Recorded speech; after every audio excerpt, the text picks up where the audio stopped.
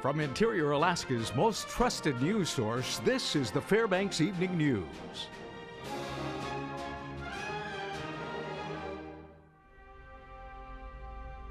Good evening. Thank you for joining us. At 1:30 this morning, state troopers in Fairbanks received a report of a reckless driver on Sheena Pump Road. He was in a dark pickup that was said to be driving in both lanes as well as running off the road.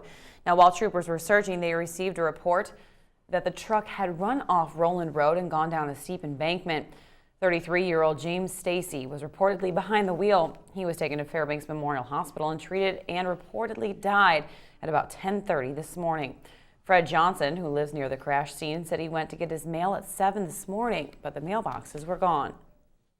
I came down to get the mail, but the mail wasn't there. And Henry, my neighbor down here, he had called and said it was a wreck down here last night, and from what the trooper told me, it was like at 1:20. They were here quite a while because I left the house about 9 again to run to town, and they were still here towing the vehicle out of the ditch down there. So, tough deal. Army officials have confirmed one soldier was killed and others injured in a training accident yesterday. The incident occurred at the Yukon training area when a military vehicle rolled, killing the unidentified soldier and injuring 3 others. Little detail has been released on the accident pending next of kin notification by military personnel. However, Army officials confirmed the 3 other injured soldiers were treated for non-life-threatening injuries. We will have more details once they are made available. State lawmakers today passed and funded a $5.1 billion state operating budget for the coming fiscal year. The action will prevent the sending of layoff notices to state employees and a July 1st partial government shutdown. The House voted 32-7 to approve the substitute measure with a 38-1 vote to fund the budget through a draw on the Constitutional Budget Reserve. The Senate passed the measure 16-3 and unanimously approved the CBR draw. The bill restores funding for pay raises to state workers with the caveat that future contracts will remain flat. The bill now awaits Governor Walker's signature. An investigation by the Army found no evidence that a platoon of soldiers at Fort Wainwright had been allowed to use racial slurs. The Army report found that Racial Thursday was not a permitted event, but some junior enlisted soldiers had engaged in racially insensitive behavior and used the slur at those times. The investigation was launched following a complaint filed in March. U.S. Army Alaska spokesman Lieutenant Colonel Alan Brown said the report showed no evidence of unit leadership condoning the practices alleged in the complaint.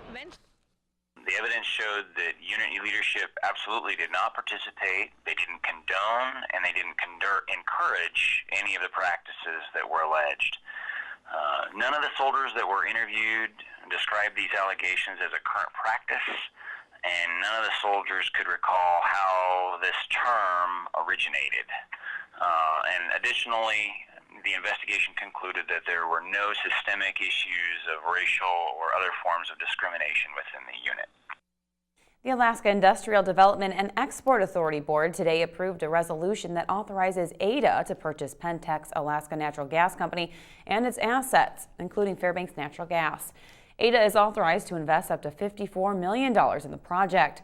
Under AIDA's temporary ownership of Pentex, FNG will be in position to work closely with local entities to integrate the construction and operation of a natural gas distribution system. AIDA claims that the move will avoid duplication between competing utilities and should reduce Interior customers' price for delivered natural gas. The family of the man fatally shot outside the Rock and Rodeo bar over 3 weeks ago is still seeking answers. Authorities say 23-year-old John Kaverlik Jr. was killed after a fight that started inside the bar, escalated outside in the parking lot in the early morning hours of May 17th. Recently, Fairbanks police released videos showing 3 black men believed to be involved in both the shooting and the fight. Tomorrow, family members are holding a rally to preserve momentum toward uncovering any information that could lead to an arrest. They are also setting up a reward.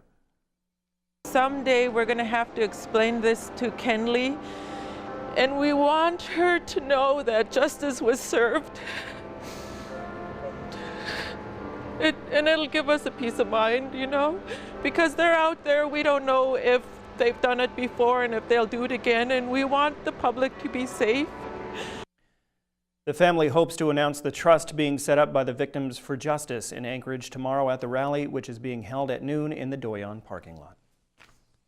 All right, when we come back, the schoolyard was packed at Denali Elementary School yesterday for the annual ACCA Family Field Day. Our cameras were there, and we'll have the story. Also, it's a Thursday night, which means it's time for another segment of Backyard Barbecue with another delicious recipe. Those stories and more when we return. Stay with us.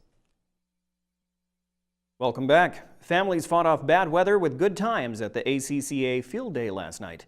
The event, which was hosted by the Alaska Center for Children and Adults, aims to show people how those with disabilities live their lives. This goal was achieved through a number of disability awareness activities, such as an obstacle course where participants tried to complete everyday tasks while in a wheelchair.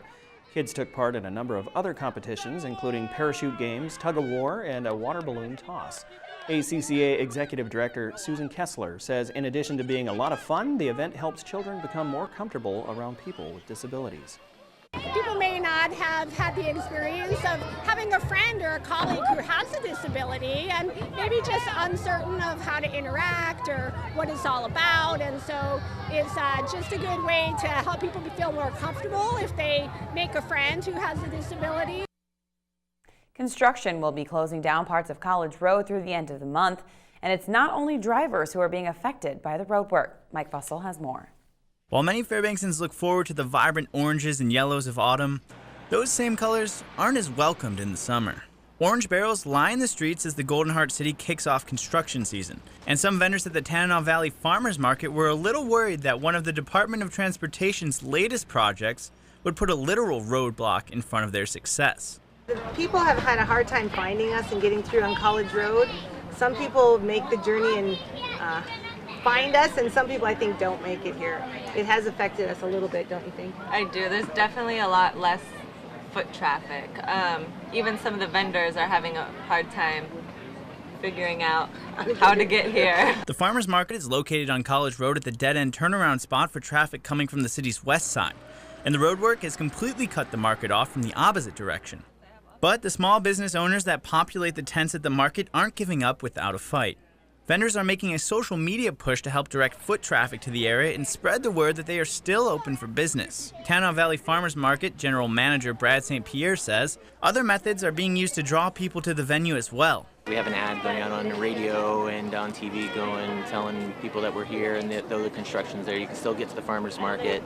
You know, we use Facebook a lot, and I know there's some people that have construction sales going on in their booth. And St. Pierre says all the hard work is paying off. Last Saturday was the first Saturday we had construction going on, and our numbers didn't go down from the Saturday before. So, you know, the farmers market is just a central part of this community, and people come out no matter what's going on out there, which we really appreciate. You know, the farmers, there's 107 businesses that are serviced from one entrance, and unlike other businesses, there's one, so people are really coming through for us, which is really awesome. The DOT's College Road Rehabilitation Program will be continuing throughout June.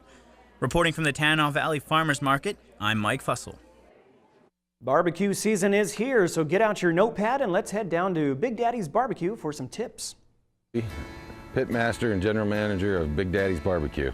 Today we're going to teach you how to build a fire for your barbecue experience. First, this is a kettle, and we build up our charcoal.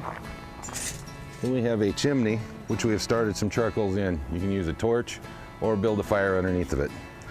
And then you take that and you dump it on top of your fire.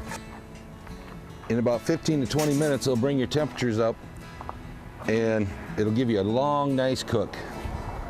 It'll also eliminate any starter fluid flavor in your food.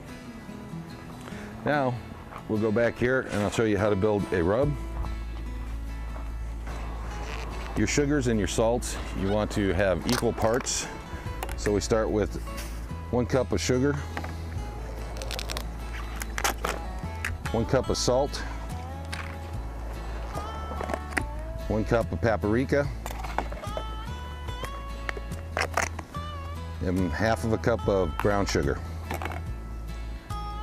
Then we have 4 ounces of garlic, 4 ounces of black pepper, 2 ounces of dry mustard, 1.5 ounces of chili powder, and 1 teaspoon of cayenne pepper. Now you want to mix that pretty well, but that's not quite enough, so you run it through a sieve and shake it back out. This will give you a good coat on your meats and even flavors all the way through. For this and more recipes, join us at webcenter11.com. Brought to you by Big Daddy's Barbecue. I don't know, but every Thursday, depending on the season, they like to starve us here I because know. they like torture us with these amazing food shows. Well, at least it was just rub this time and no Yeah. cooking. So next time, give us samples. some samples. Absolutely. All right. Joe Cook is up next and has a rundown of the Gold Panners 2015 schedule. Also, a couple of Nanuks received All-American honors. Those stories and more after the break.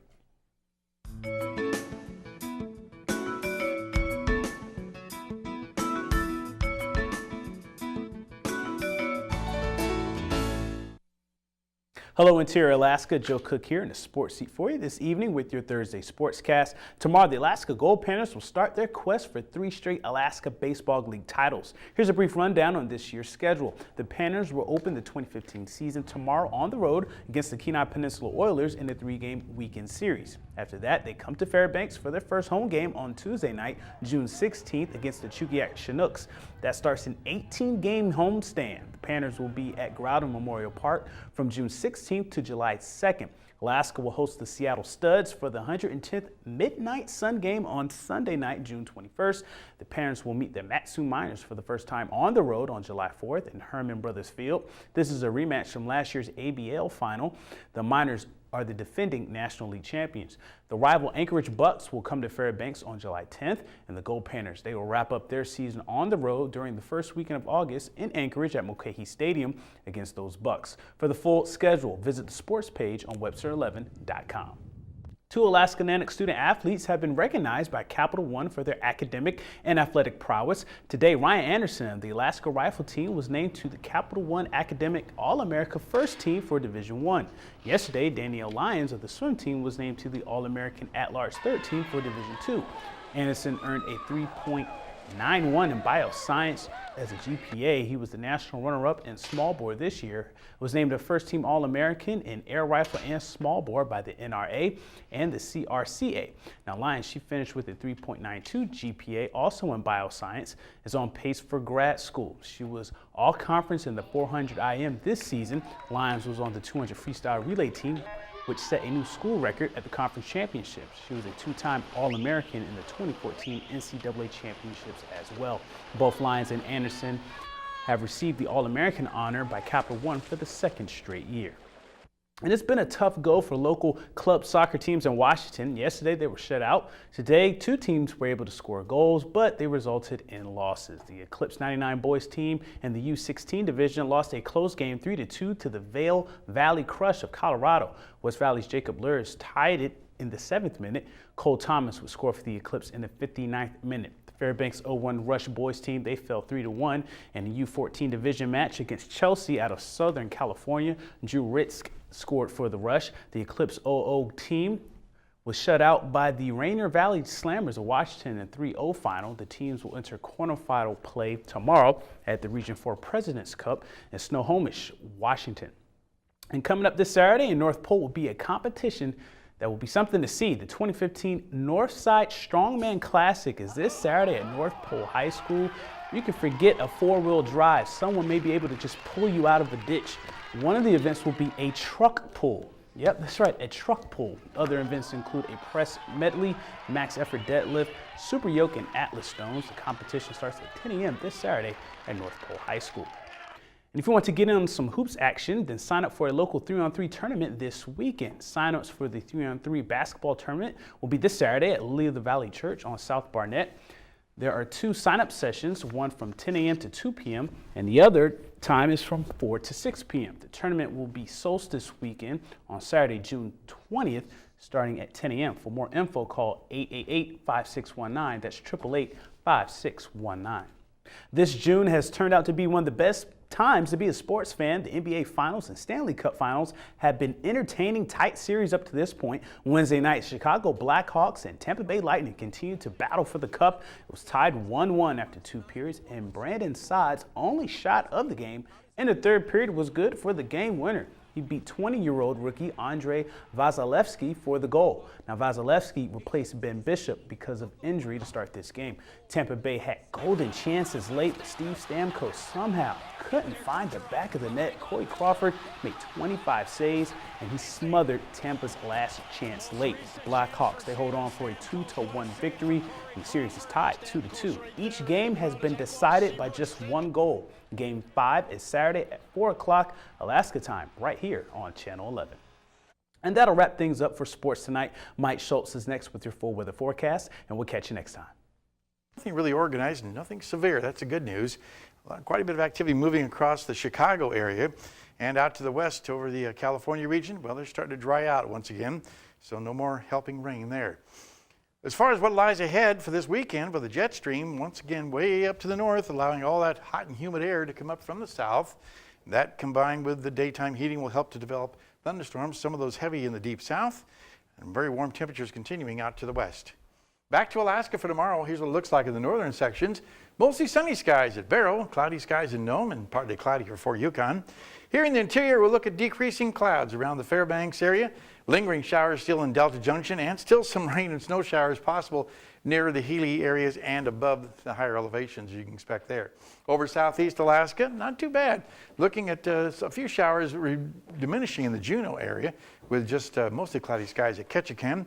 Over the southwest part of the state, looking at partly cloudy skies for Cold Bay, mostly sunny skies for Kodiak, and showers expected at Bethel. And over the south central regions in the Anchorage Bowl, mostly cloudy at Anchorage, a few rain showers in Valdez, and just partly cloudy for Homer. It's a Thursday night, which means it's time for our fishing report. And as you can see here, the fishing report showing the Valdez, the halibut fishing is excellent, but still no salmon being reported yet.